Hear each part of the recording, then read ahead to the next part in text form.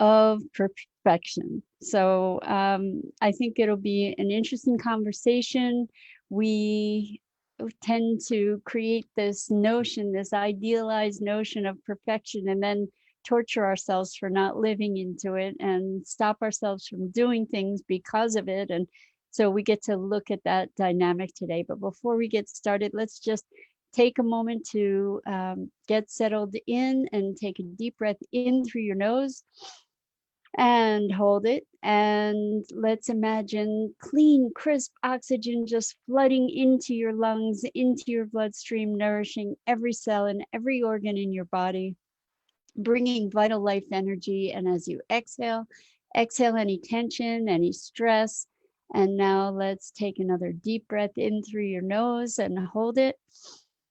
This time, imagine brilliant, bright light lighting you up, energizing and invigorating and bringing light into every nook and cranny and every portion of your being. And as you exhale, exhale any remaining stress and tension. Now let's just gently press our palms together, really softly rub our fingers against our palms.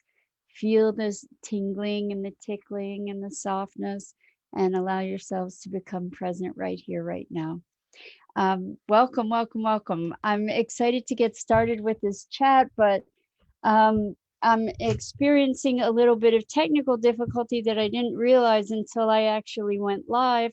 So I need to remedy this because I really, really, really want to see your comments. And right now I can't. So if you'll be patient with me, I'm going to have to put in some information to sign into this awesome application that we are using called Restream that allows me to see everybody's comments from YouTube and Facebook and all over the place. So just hang in there with me for a minute here while I get this taken care of. It shouldn't be but a minute. And we get to, so it's funny, isn't it, that today's topic is perfection. And here's how we get to navigate unexpected situations, right? That we would consider other than perfect.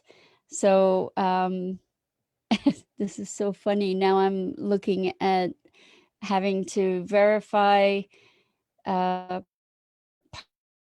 parking meters to verify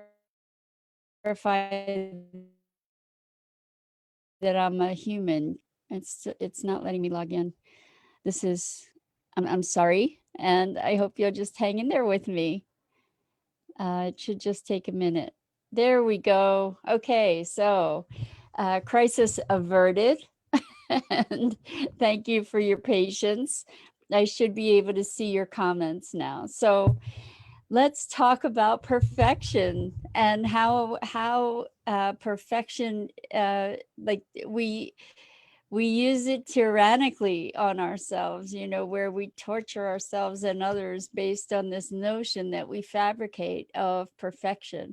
So if you guys have logged in to say hello, I missed it and I should be able to see it now if you want to say hi again, so I know you're here. But anyway, I welcome you. I'm glad to be here with you. And so I, as a recovering perfectionist, I know that one of the things that I used to stop myself from doing things in the world was this idea that I wouldn't be able to do it perfectly. And so why even bother? If I couldn't do it perfectly, why bother? And that's just craziness, right? I mean, we never would have learned to walk if we stopped ourselves before we started because we might fall and skin a knee, right? We just started walking. And as adults, I had a training center, an Adobe software training center, teaching Photoshop and Illustrator and all kinds of other design and development software for 18 years, and I taught adult learners. And teaching adult learners is a whole different ballgame than teaching kids, because adults have this notion about having to be perfect or having to do it right. And so being in the space of not knowing, or tripping and falling, or the awkwardness and the insecurity of moving into something that's unknown, which is kind of a theme lately this week, is very daunting for a lot of adults, and they don't allow themselves the space to move through the learning process. So actually learning is a skill in and of itself, and what we learn with learning is that we get to do what I call fail forward. And when we think of the notions of success and failure, those are also constructs. Those are ideas that we create as to what is success and what is failure. And we also measure against this fabrication that we call perfection. And it's so interesting. I had a wonderful session with a client yesterday, where the outcome for the session was that they decided that they were going to allow themselves to be human.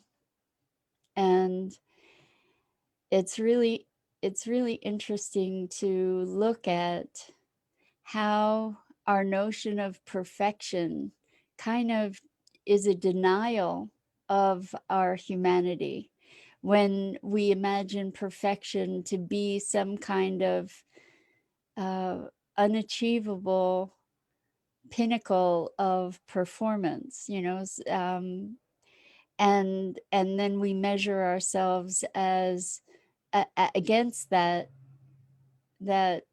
construct, and typically we end up falling short, because it's not a realistic measure for living.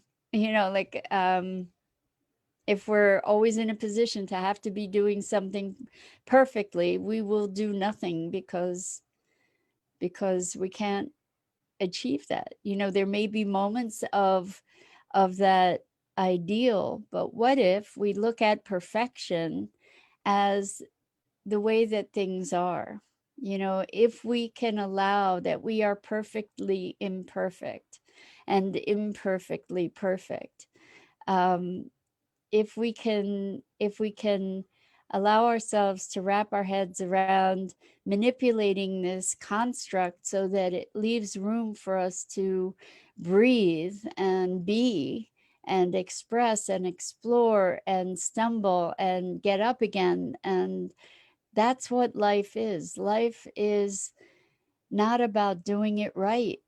Life is about living it, and all the perils and pitfalls, and all the triumphs and treasures, and the ups and the downs, the ebbs and the flows, the waves of change and contrast.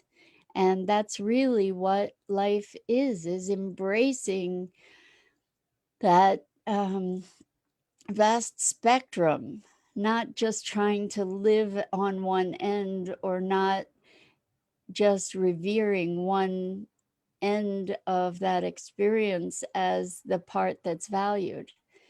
And so many of us go through times of deep struggle and pain and suffering and hardship. And what if that too is perfect and part of the perfection of life, where we have the gift of this vast range of experience, and the judgments that we impose are constructs that we are imposing.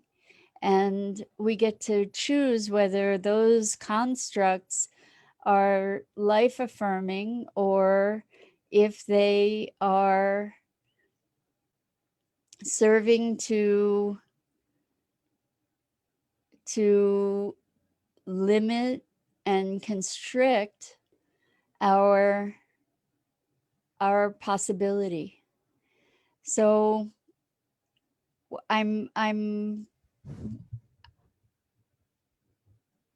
just, it just occurred to me that there might be, no, I'm not seeing your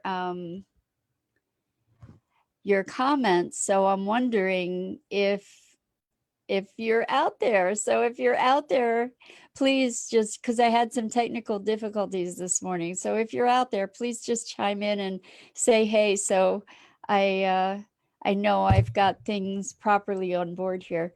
Anyway, speaking about this idea of perfection, what happened? Thank you, Judy. Judy, hi. Wow, it's been forever. How awesome to have you here. I hope you're well.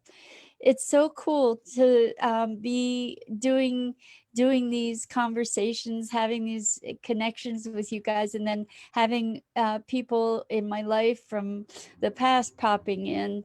I was talking earlier about having the training center, and I know Judy from when I was doing Adobe training. So how wonderful to be sharing this morning with you.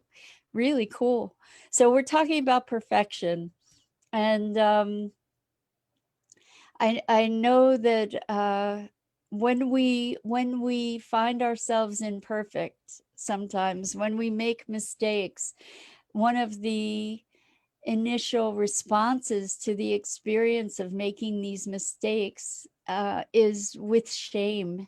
And I miss you too, Judy. So good to see you, hear at least see your words and your name.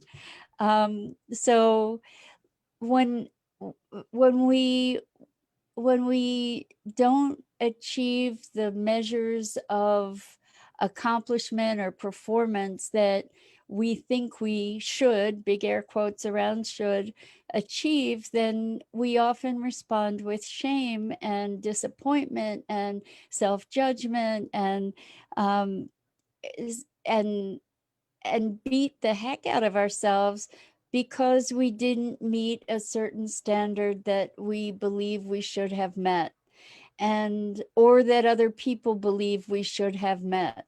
And it's interesting that when we talk about perfection, we are also talking about judgment of self and others. We're talking about um, constructs, right? We're talking about this notion of should. I just got another message to say, yes, we're in Facebook. Good. Thank you, Irma. I appreciate it. I don't see you on my feed here, but I do. I did just get your message. So thank you for that. I feel reassured. Anyway, as we're talking about perfection, it's really a conversation about judgment. And unless when we're striving for perfection, it is a conversation about judgment, because we're creating the scale against which we're judging what perfection is. When we connect to the perfection of existence, like if there is a deep sense of gratitude and presence, and that's a whole different story. That's a whole different conversation. If we can recognize the perfection in all things, that's the purest form of acceptance, right? Is to be present to the magic and miracle that life is in and of itself. And I love playing with these ideas where there's a counterpoint, right?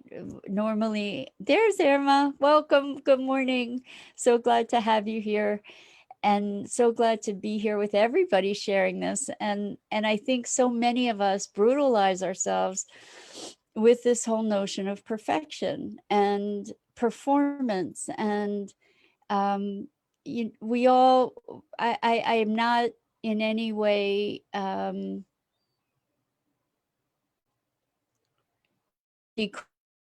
decrying the desire to be the best that we can be. However, on the path to being the best that we can be, good morning, Tammy, welcome. So glad you're here. In the path to being the best we can be nurturing and encouraging, or we can be punishing and critical. And I think that we are probably more conditioned culturally to be punishing and critical than we are to be encouraging of ourselves. And when we think of achieving perfection in our lives or in our performance or in our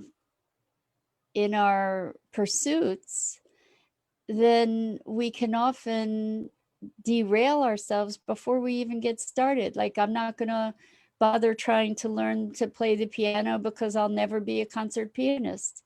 That's such a crazy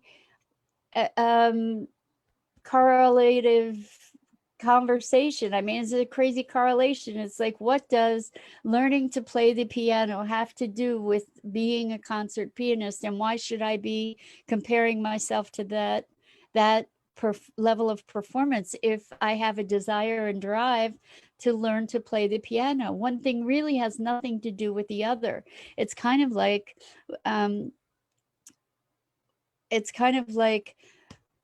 my vision and my dreams for my life have nothing at all to do with what you believe about my dreams and my visions for my life. My dreams and my visions for my life are mine, and it has nothing to do with your opinion of it. Like, unless I make it so, unless I say, well, I'm not going to do that because you might think this or that or the other thing of me. And that's equally crazy, isn't it? To be saying, well, I'm not gonna go try to ski because I'm not ever going to be an Olympian. Who cares if you're going to be an Olympian? If you desire to learn how to ski, go learn how to ski. It doesn't mean you have to be the best. It means what the difference is, and this goes back to another conversation that we've had a bunch of times, is we get to move from inspiration. We get to value ourselves because we are innately worthy, not because we do or perform outwardly in a particular way. We are innately worthy. And whether I'm a good skier or a bad skier, or a bumbling skier or a high performance skier, doesn't make me any better or lesser of a person. So Irma says, how can I see being better, dropping the specialization I preconceived about where I should go so I can feel I'm being better? So I'm thinking what you're saying is, how can I improve without having a higher standard? And I think that we can have a vision of where we want to get to. We can have an intention, of improvement, and we can have that without judging ourselves for not being perfect. For we can be improving, we can be growing, we can be recognizing our evolution without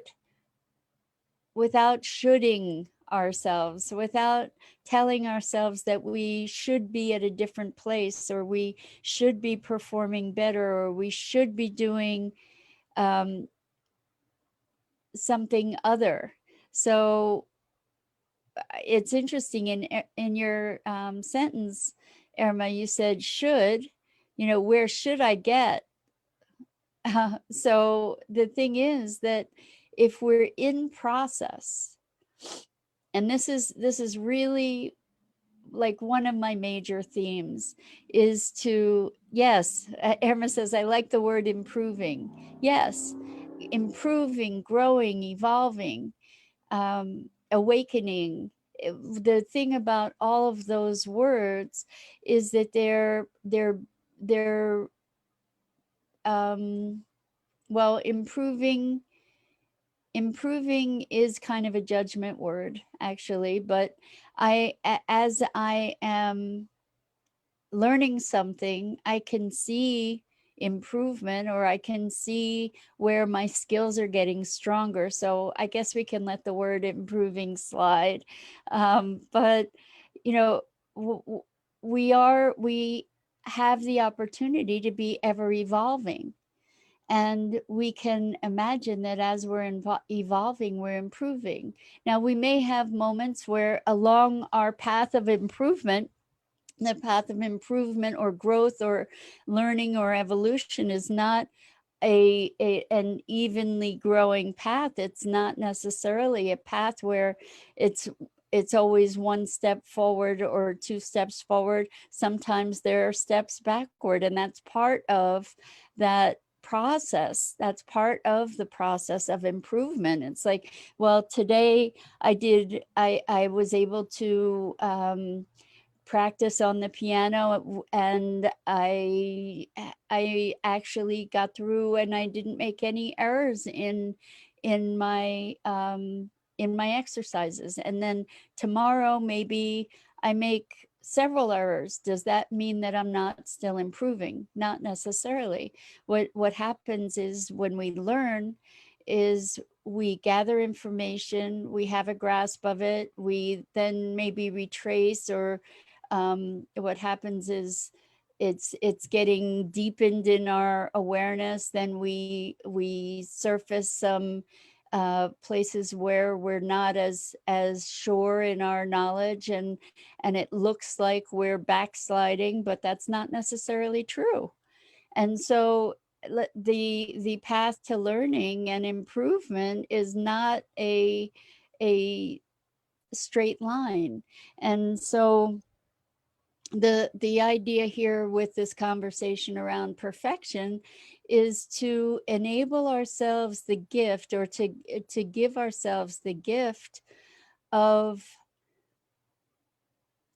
grace and appreciation and encouragement and forgiveness, even sometimes when we do something that we feel ashamed of because we should have behaved differently. There's that word should again. We feel shame. And what we get to do is to find a place of acceptance, understanding, forgiveness, appreciation, recognition, and to learn from that moment. Oftentimes, the degree of shame that we feel or disappointment that we feel is a way that we can learn that we don't want to do that same thing again, perhaps. This is not in the context, for instance, of playing the piano or learning a language, or stepping up to the plate in living your vision in the world. This is more like if you've done something that you feel ashamed of, carrying that shame is not going to be a positive thing for you. However, that initial experience of shame may be such that it is an opportunity for you to learn that you don't want to do that again, and to look for different paths of behavior. And oftentimes, and it's unfortunate, but it seems to be an important part of human nature for a bunch of us, is that we learn through pain sometimes. Pain can be a tremendous teacher. And so when we've done something that we feel ashamed of, it's because it's not in alignment with our truest values. When we get to feel that pain, hopefully the next time we encounter a similar situation, we get to make a different choice. And so when we slide back, quote unquote, and we have one of these experiences where we make a choice that we aren't proud of, are we actually sliding back, or are we learning? Because maybe the next opportunity is going to be one that's even more important to have had that lesson. And so we have that lesson to carry us into the next moment. So again, circling back around, we can use that example to find acceptance of life as it evolves and as we evolve within it and as an expression of it. And if we can find a place from which we can allow our perception and experience of our life to be perfect in its imperfection, in its perceived imperfection, then that may open the door to greater acceptance of ourself and of others. And I don't mean acceptance in terms of complacency. I mean, we need to accept where we are, what is, in order to be able to move to the next place. And otherwise we kind of stay stuck. So good afternoon, Hope. Welcome to have you here. It's great to see you back. We're wrestling with this notion of perfection and allowing for the perfectly imperfect and the imperfect perfection of life and our lives and our expression in our lives. And the intention here is to release ourselves from this notion of perfection that we use to limit ourselves and to stop ourselves from our fullest expression. And see, this whole notion of perfection, we've talked about this week about following our dreams. And this notion of perfection is something that people use not to follow their dreams sometimes. And that's one of the reasons that we're talking about it today, and how people use that notion to not follow their dreams is to say, well, I want to paint, and I'm not going to let myself paint because I'm too old, or I'm not creative, or because I'll never be a good painter, so I'm not even going to allow myself to play. Craziness, the things that we tell ourselves. If you have a desire to paint, paint and play and be there for the experience of painting. And as I was saying earlier, this is something that is one of my main things, is to come from the beingness rather than the outcome, right? So process rather than product. I want to paint because I feel like it would be fun to push color around with a brush or with my fingers or with a palette knife or something. So I want to paint because paint for painting, not for the result, not to make something that is going to hang in a museum. Paint because it's coming from your heart, and be connected to the process rather than the product. And this notion of perfection that we apply to ourselves in terms of learning and evolving in life is one that is very much tied to product rather than process, because the process of living is messy. It's messy to go through the highs and lows and ups and downs and tragedies and triumphs that we experience in life.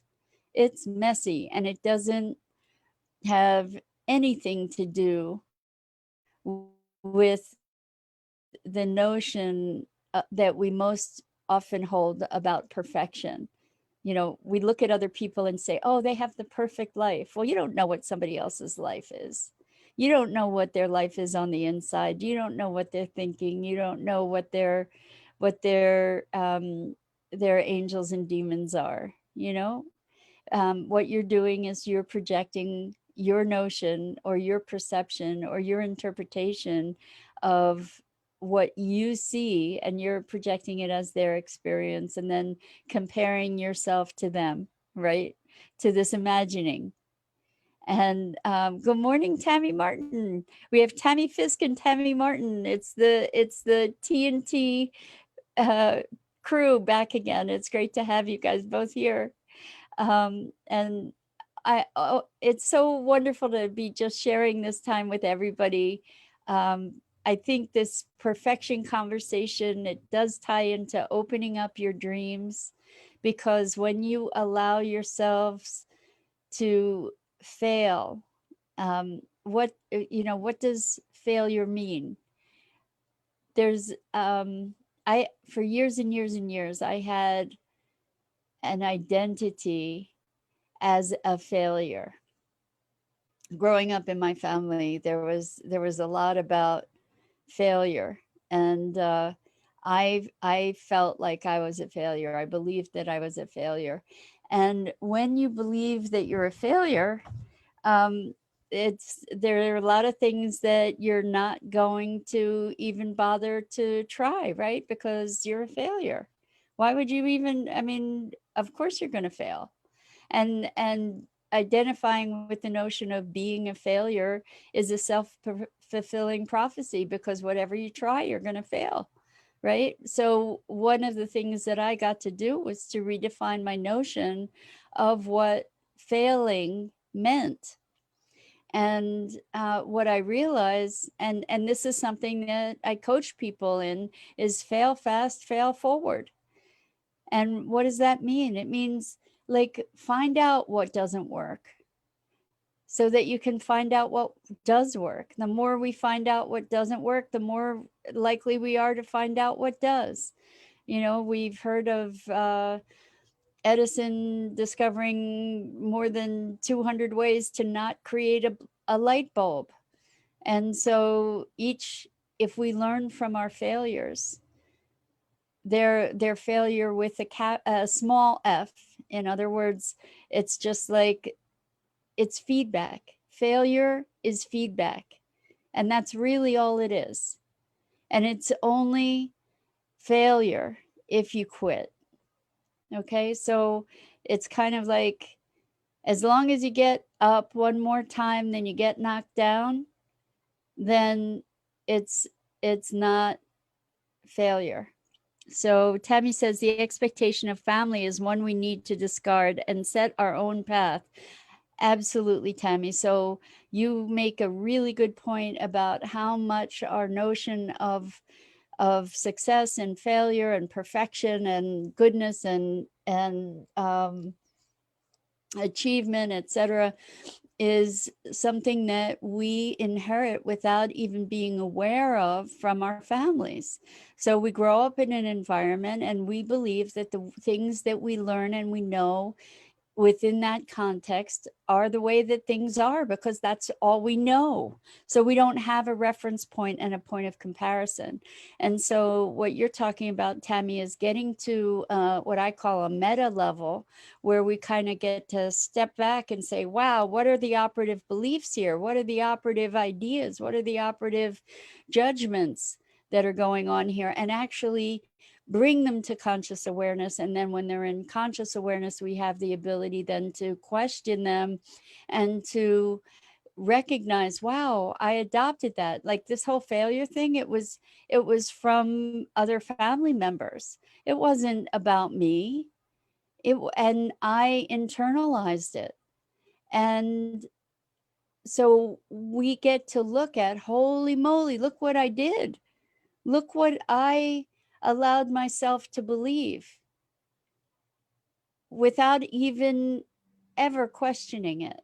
And so I encourage you to question your notion of perfection, especially when you apply it to yourself.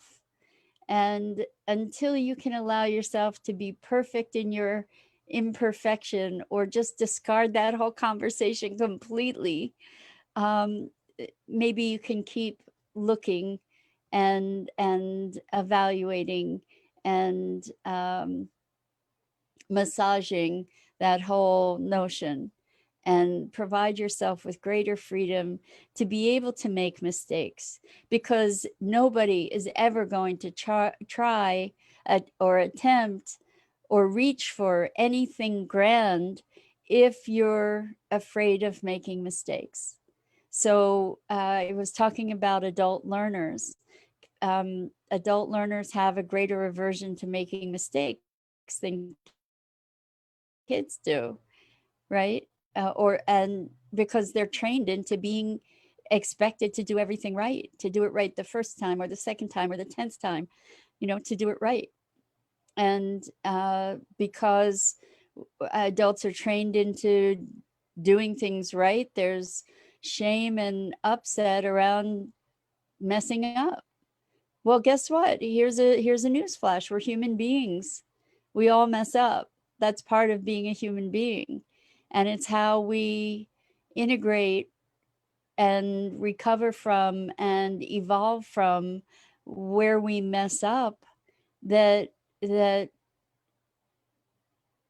really reflects our, well, it's all part of life. I was going to say reflects our character, but the thing is, it's all part of life. It's all part of life. And like I said, it's messy, and perfectly messy at that, right? So I hope you've had fun with this. I have, and I wish you joy in finding the value of the lessons that we learn through our quote unquote mistakes and failures. And Roslyn, good to see you here today. She's replying to Irma, forgiving self is freeing the self from social pressures. Yes. So, and we'll see, the thing is too, the social pressures are only pressures when we internalize it, regardless of people saying stuff. People can be really,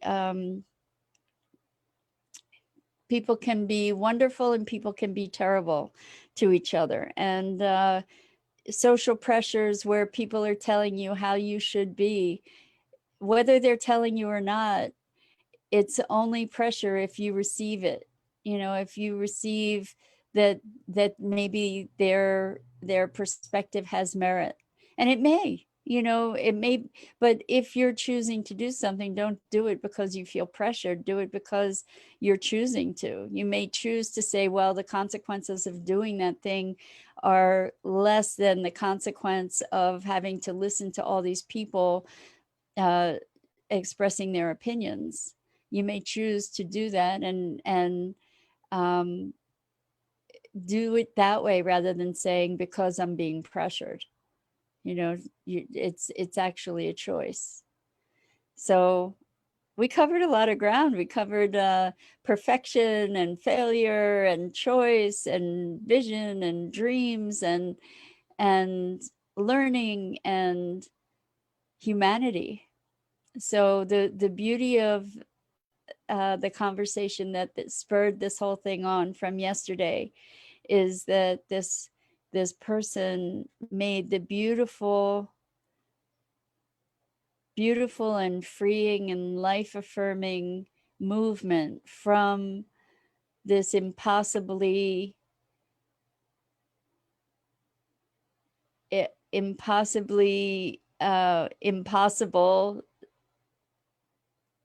measure or standard of perfection to recognize their own humanity and to receive and accept their own humanity, and to know that they to give themselves to be a human being. And as human beings, part of our job is to mess up, recover, fall down, get up. That's part of, and a very important part of life, and developing wisdom and having courage and developing the strength and resilience. And it is part of this rich, rich, rich tapestry of life. And on that note, I'm going to just say how much I love you and how much I appreciate you being here with me. And I'm Mira Rubin. This is the Core Connection. And I show up here on the Enlightened World Network Facebook page every weekday morning at 9 a.m. Eastern Time. And I encourage you to check out the other awesome programming on the Enlightened World Network Facebook page. And I wish you a wonderful, wonderfully imperfect and perfectly magical weekend.